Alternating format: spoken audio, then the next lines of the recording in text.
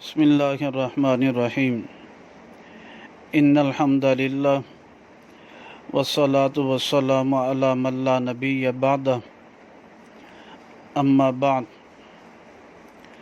عقیدہ ختم نبوت کے بارے میں 200 احادیث مبارکہ جو مروی ہیں، ان میں سے آج 45ویں حدیث مبارکہ کو بیان کیا جا رہا ہے۔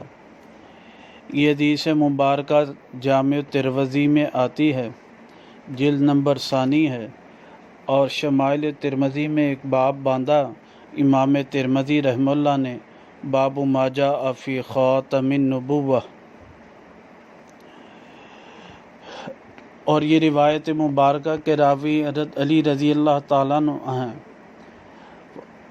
فرمایا کانا علی رضی اللہ عنہ اذا وصف رسول اللہ صلی اللہ علیہ وسلم، کہ حضرت علی رضی اللہ تعالیٰ عنہ جب نبی پاک صلی اللہ علیہ وسلم کے اوصاف بیان کرتے تھے، صفات مبارکہ بیان کرتے تھے، اس میں آپ نے یہ الفاظ فرمائے بین کتفیہ خاتم النبوہ، کہ آپ کے دو کندھوں کے درمیان نبوت کی مہر تھی جائے، وہو خاتم النبیین، اور آپ خاتم النبیین تھے۔